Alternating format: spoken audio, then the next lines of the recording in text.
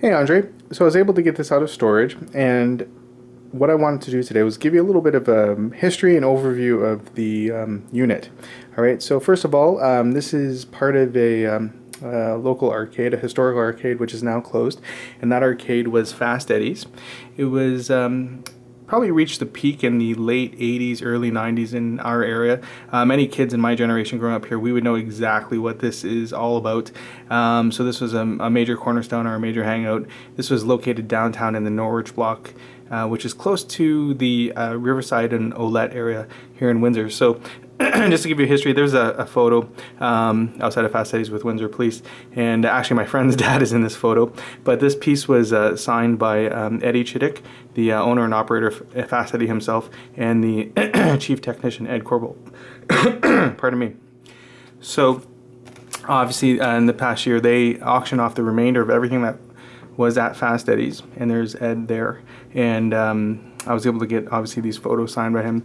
It's part of our history, and also because when growing up, obviously I was there a lot, and being a gamer as well, it was great to have. So there's my son Ryder and I, and that was on the night of the auction, and we won that obviously. And here's a photo, obviously the one that you saw. I just got that printed out and then got it signed. And originally I was going to have this for this piece here for my son when he grows up, but as you know, with upcoming major event, I've committed to parting with over 50% of my collection to raise money for that. But that said, these photos here, I'd be happy to show you, give you more history. I'm going to keep these because these are kind of more sentimental to me. However, the piece that you'd be getting is very historical to our area.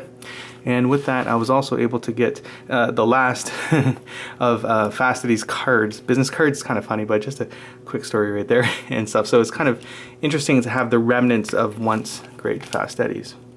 All right, so with your purchase, what you're also going to get, obviously, is the owner-operator's guide.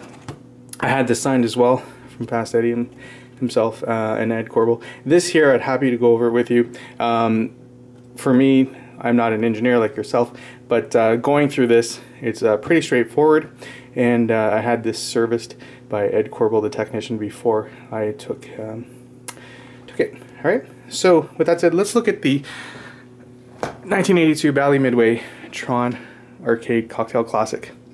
As you can see here, obviously it's the Tron game with the original parts inside the JAMA board. None of it has been restored since I took it.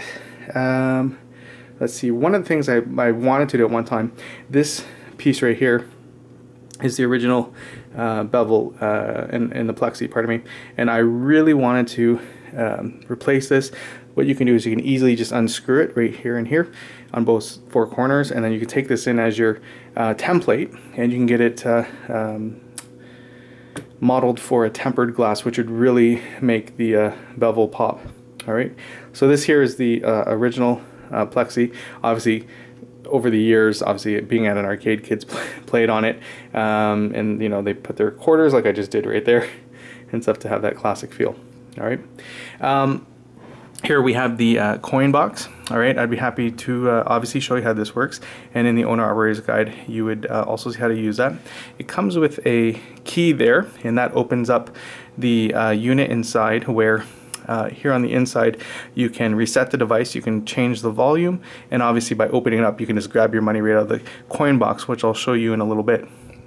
Okay, so with that said, I think on another video that you saw, one of the things I wanted to do, I never really got to doing, was replacing the corner guards. And then also I really, my friend's a graphic designer, and I wanted to redesign the plate here, but just to make it have that original feel, and then just replace the bulbs so they shine. Now here, this is, I forget the technical word for it, unfortunately, but this joystick, I guess, was particular to this unit and also Satan's Hollow. So it had the trigger right in the unit. It's ironic because, as you know, these days we play games with the left hand, and then we have the buttons on the right. But here, this was right hand with the Turner dial on the left. Right, and in the front you have the first and two player buttons. Alright, so getting into the unit itself, sorry there's a little bit of a glare from the light. As you can see, here was the MCP game, and obviously the objective was to shoot the bugs and then get in the unit, and then as you'll see in a second, yeah, get transported. Alright, so right now this is just in a presentation mode, and that won't change. It'll just kind of run through its cycle by itself until you put money in. So let's just do that. So we're going to take a quarter. We're just going to pop it in there. Alright. And right now I have the volume up. Okay. So here you have the option, and then again I'm just going to put one player. And I'm playing with one hand, so try not to laugh. I'm way better than you're about to see. Let's see here. Right here, you have to pick the games. You have a few seconds to pick. So let's just go here. Okay, so I'm about to die really big because I don't have the ability to turn the dial.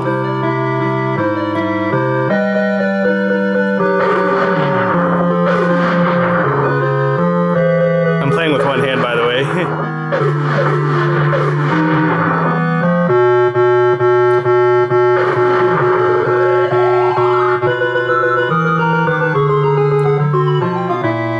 Yep, so I just died big time right there.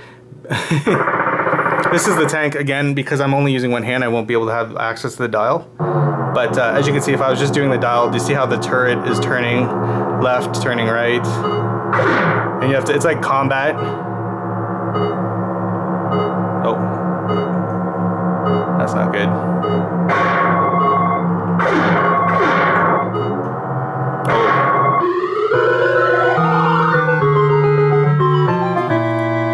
Again, when you get here and you're playing this, I'm sure you'll get it right away. Okay. Obviously the game that we all love.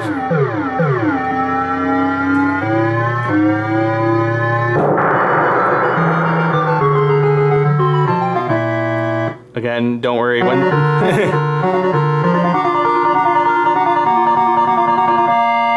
Yep. Alright, so obviously, as I just showed you the quarters, let's just go right to the box here. So what happens is, and don't worry, this is all in the manual, but it's safe to turn it off. As you probably saw at arcades when you're a kid, you see the technicians, they just go right in, and what they'll do is they'll unlock it, oops, and it automatically shuts off. That's an automatic switch there. And then I wish I had a little bit of light, but right here, as you'll see in the owner's manual, when I show you, there's a couple switches there, and then finally you just reach right in. Oops, the quarter dropped in here somewhere. When I find it, oh, here it is, sorry, and there's your quarter. All right, so obviously when you close it, it just takes a second and it restarts. All right, one of the things that I want to do when you come to get it, I've kind of prepared some materials. We're going to use these here to protect the joysticks. This here will be to protect the overlay. We have some different pieces here. Unfortunately, this one I've already used, but we're going to use that for the corners. All right, and yeah, what I will do other than that is just in the interim until you get here, because I'm going to play it this week, I'm going to just cover it with this blanket to keep it warm, but we can find some other pieces too, just to protect it for its journey. Lastly, I recommend if you have any sheets to bring, that would be great. I'm not sure if you're bringing a truck or a van, but whatever way, we'll discuss it, and I'll definitely recommend ways for transporting it. All right, so that's about it. If you have any questions, feel free to let me know.